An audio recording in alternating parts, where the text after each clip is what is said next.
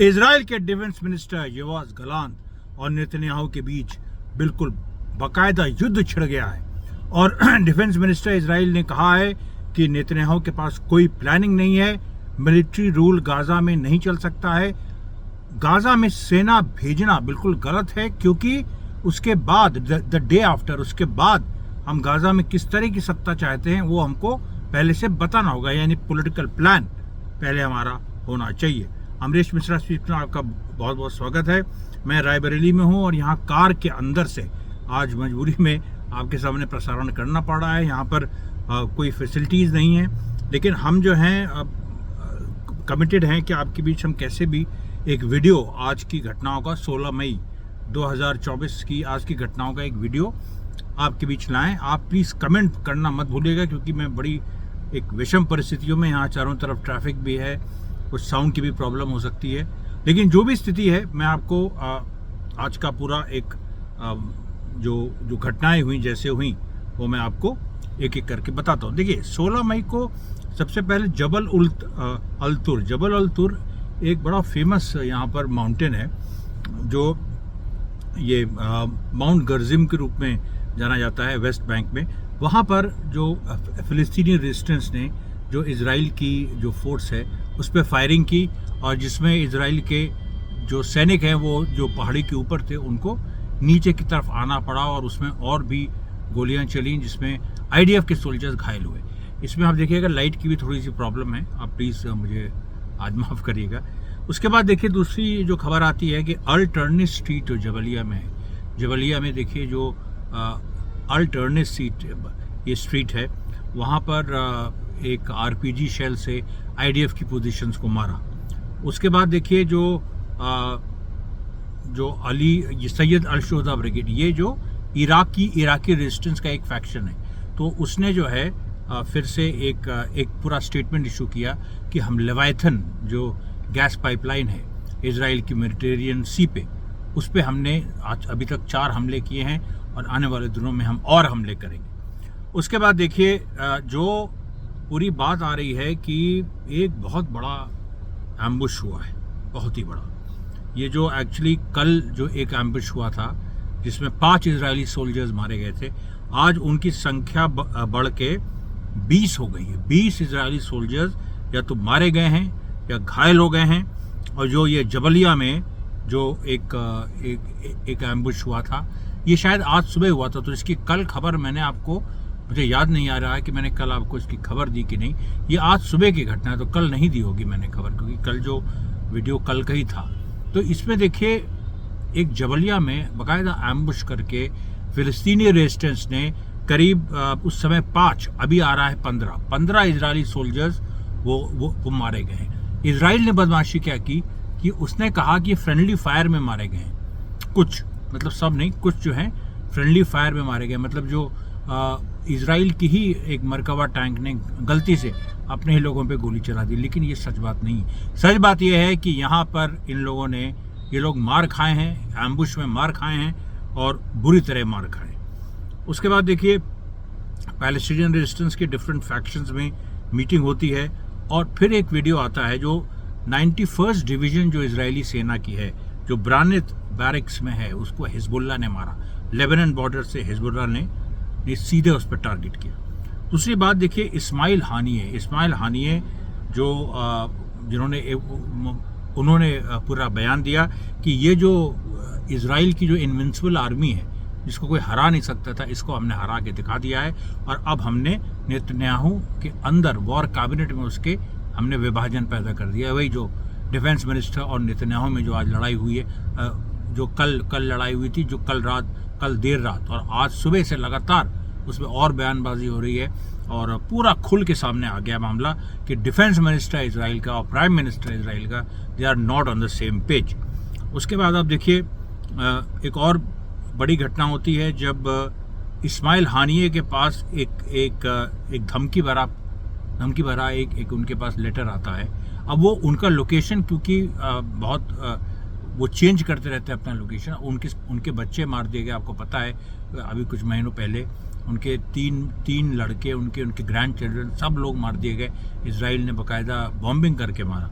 तो इनके ऊपर भी टारगेट, तो इनके ऊपर इनके पास थ्रेट लेटर्स आई, तो इन्होंने भी कहा कि देखिए हमारे पास हम तो अच्छा, थ्रेट लेटर्स कौन भेजेगा? मोसाद ही भेजेगा, मोसाद का ही ये काम होगा। तो इस्माइल हानिया ने कहा कि भाई मेरे मर जाने से, मेरे शहीद हो जाने से क्या ये आंदोलन रुक जाएगा? और अगर तुम करना चाहो तो कर। तो भाई इतने बड़े बड़े लोगों को, अल अरूरी को पूरा असैसिनेट किया इसराइल ने, तो इस्माइल हानिया को तो असैसिनेट वो कर ही सकता। तो उन्होंने कहा ठीक है।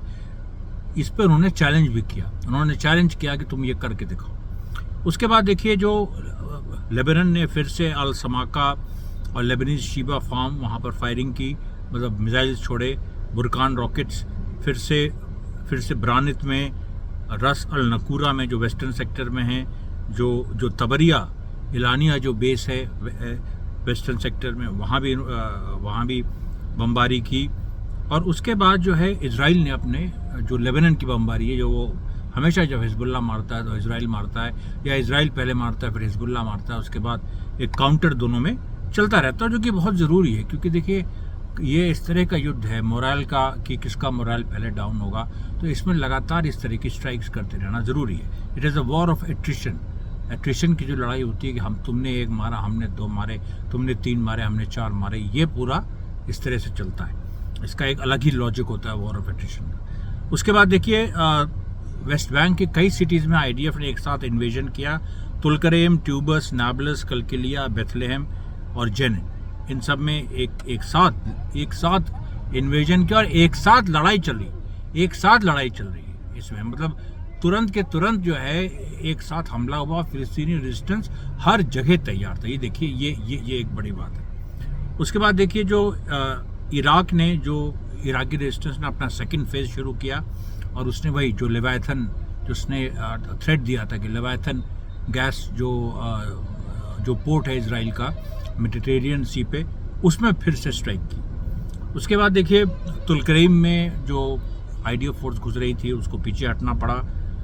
उसके बाद ये कलकिलिया में भी उस तरह की घटनाएं आई, वीडियोस आए कि armed clashes have broken out in various parts of the West Bank. ये जो पूरा ट्यूबस, कलकिलिया, तुलकरीम, इसमें पूरा सशस्त्र संघर्ष ज़बरदस्त फिलिस्तीनी रेजिस्टेंस ने शुरू कर दिया। एकदम सोचा रोज़ ब रोज़ जो चीज़ें हो रही हैं।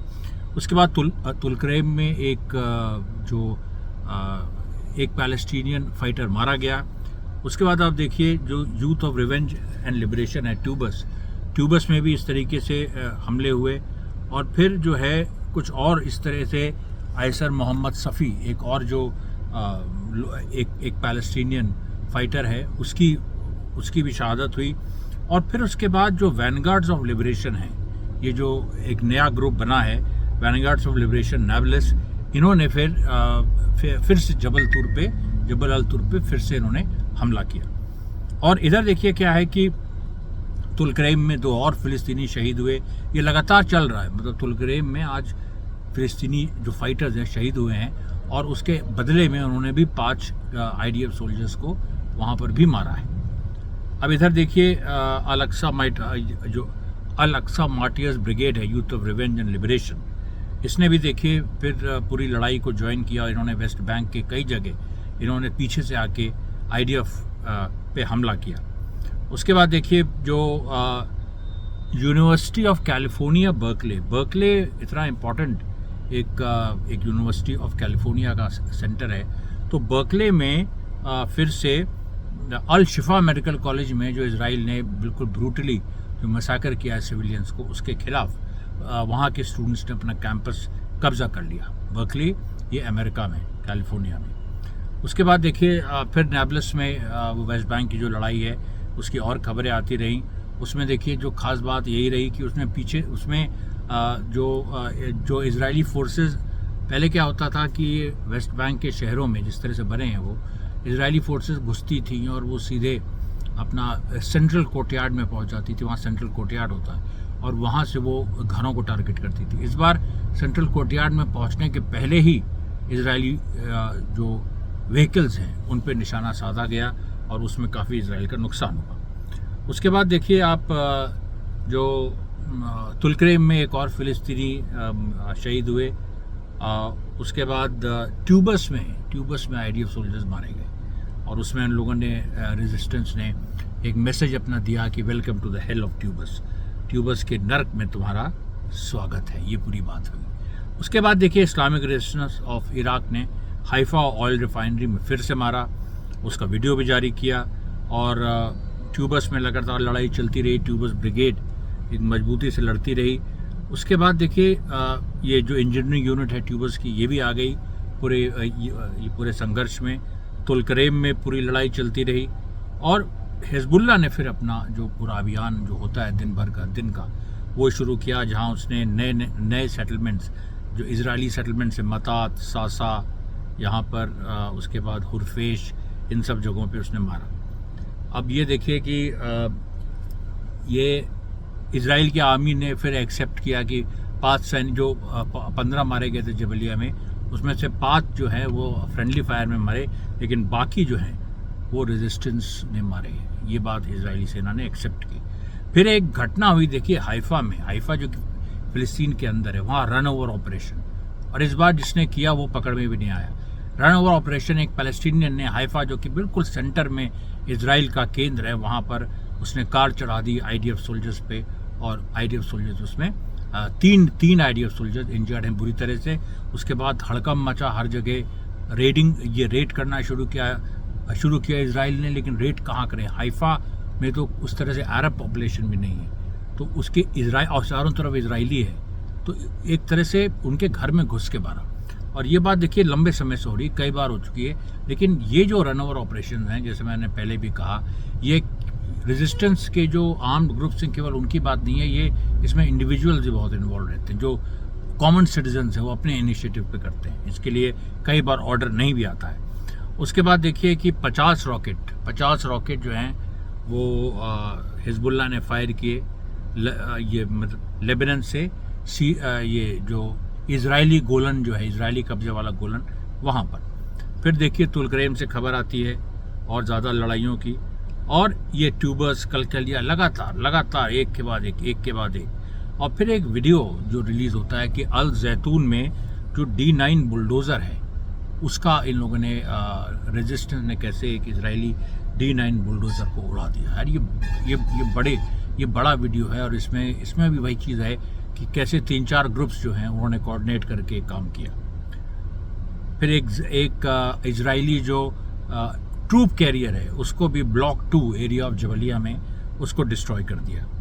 फिर आप देखिए जो इसमें 2 पैरामेडिक्स फिलिस्तीनी मारे गए इजराइल की बॉम्बिंग में गाज़ा में, और उसके बाद ये एक एडमिट किया इजराइल ने कि हुवारा जो कि नाब्लस में है, हुवारा में एक सेटलर को बहुत गंभीर चोटें आई हैं। जब वहाँ पर जो बुरी लड़ाइयाँ हुई उसमें सेटलर्स भी कुछ बाहर आ गए थे, और उसमें सेटलर्स कुछ इंजर्ड हुए। उसके बाद देखिए जो पूरी स्थिति बनती है कि राफा के ईस्ट में लड़ाई हुई। उसके बाद 120 रॉकेट, जो पहले बात आई थी 50 रॉकेट्स की, हिजबुल्लाह ने 120 रॉकेट्स फिर से मारे ये इजराइल पर लेबनान से। उसके बाद देखिए जो एक हिजबुल्लाह का एक के बाद एक वो आता है कि भाई एक हमने कैसे सारी चीज़ों को किया। फिर उसके बाद एक मरकबा टैंक को अल यासीन 105 से जो राफा में ये फिलिस्तीनी रेजिस्टेंस ने मार गिराया। उसके बाद एक जो रियर लाइंस हैं जो पीछे से जो जबलिया के ईस्ट में, ये तो राफा था, जबलिया के जो ईस्ट में जो आपका जो मतलब जो नॉर्थ में है, जबलिया के ईस्ट में एक फ्रेश आईडीएफ की फोर्स ने इन्वेट करने की कोशिश की, तो उसको आउट मैनूवर करके पीछे से, आप देखिए आउट मैनूवरिंग जो है ये गुरिल्ला फोर्सेस बहुत बार नहीं करती हैं। ये रेगुलर आर्मी जब आमने सामने लड़ाई होती है तो आउटफ्लैंक किया जाता है दूसरी सेना को, इन्होंने आउटफ्लैंक कर दिया, और ये आउटफ्लैंकिंग मूवमेंट बड़ा यूनिक था जो ये वाला हुआ। और ये दिखा रहा है कि, और ये बात आईडीएफ ने भी नोट की कि हमास के पास जो टैक्टिकल सिक्योरिटी है वो यहाँ भी दिखाई दी। अब देखिए जो एक जो पॉपुलर जो PFLP का बयान आता है, उसके बाद फिर से एक ये जबलिया में D9 मिलिट्री बुलडोज़र इजराइल का वो मार दिया जाता है। फिर जो गॉल स्नाइपर राइफल है उससे जो है एक घर में अर्द अल शफ़ी जो राफा में एक अर्द अल शफ़ी जो एरिया है उसमें एक कुछ इजरायली सोल्जर्स होते हैं, उसको फिलिस्तीनी रेजिस्टेंस उस घर को उड़ा देता है। कई इजरायली सोल्जर्स उसमें मारे गए हैं, घायल हुए हैं, ये अभी इसका कंफर्मेशन होना बाकी। उसके बाद देखिए अल तनूर नेबरहुड राफा में, वहाँ पर जो है ये पूरी एक स्थिति बनती है जिसमें फिर से अटैक होता है। फिर 3 सेटलर्स जो मेतुल्ला में हिजबुल्लाह ने स्ट्राइक की, उसमें 3 सेटलर्स इंजर्ड होते हैं। और फिर उसके बाद जो है वो लगातार एक जो प्रचार अभियान चल रहा है, एक जो पूरी बातचीत चल रही है, उसके बारे में एक के बाद एक खबरें आती हैं दोनों तरफ से। और जो सबसे बड़ी बात जो ये हुई है कि हाँ, जो अल जैतून नेबरहुड में 107 टाइप के रॉकेट से मारा है फ़िलिस्तीनी रेजिस्टेंस ने। फिर जो अबू अली मुस्तफ़ा ब्रिगेड्स हैं पैलेस्टीन रेजिस्टेंस की, उन्होंने फिर से टर्नी जंक्शन जो जबलिया का है वहाँ उन्होंने मारा। और फिर देखिए जो ब्लॉक 2 जबलिया कैंप में, उसमें दूसरी लड़ाई हुई, वहाँ भी फ़िलिस्तीनी रेजिस्टेंस का अपर हैंड रहा। और उसके बाद जो मिलिट्री यूनिट 65 जो साइबर यूनिट है, ये साइबर यूनिट है फ़िलिस्तीनी ये रेजिस्टेंस की, इसने जो है कई इजरायली ड्रोन सिस्टम्स को नष्ट कर दिया। इजरायली जो ड्रोन सिस्टम्स हैं इनको हैक कर लिया, जहाँ से ड्रोन्स कंट्रोल होते हैं। ये देखिए बड़ी खबर है।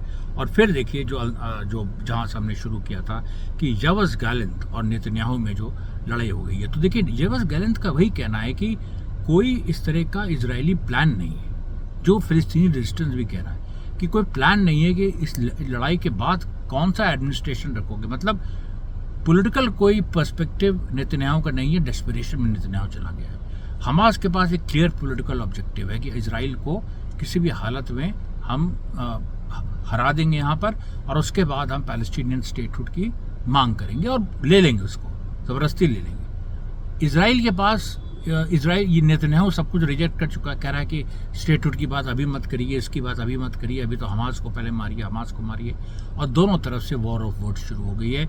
इस तरह का इतना बड़ा जो एक हमला नेतन्याहू पे इसके पहले नहीं हुआ है, क्योंकि इसके पहले कभी भी नेतन्याहू के खिलाफ, मतलब डिफेंस मिनिस्टर के लेवल का आदमी, ऐसे झगड़े वॉर कैबिनेट में होते रहे, लेकिन ये जो है और पब्लिक स्पैट इस तरह की, ये पहली बार हुई है। और इसका देखिए एक बहुत वाइडर इम्प्लिकेशंस इसके होंगे। हम आज का प्रसारण यहीं तक। आज देखिए मैं एक ही वीडियो जारी कर रहा हूँ, करीब 17 मिनट का। इसमें हमने कोशिश की है कि हम सारे इवेंट्स को हम सम अप कर दें। बहुत मुश्किलों से ये एक मतलब बड़ी एक विषम परिस्थितियों में ये वीडियो बना है, इसको देखिएगा ज़रूर, और उसके साथ साथ इसमें ज़रूर से कमेंट करिएगा। धन्यवाद साथियों, बहुत बहुत धन्यवाद।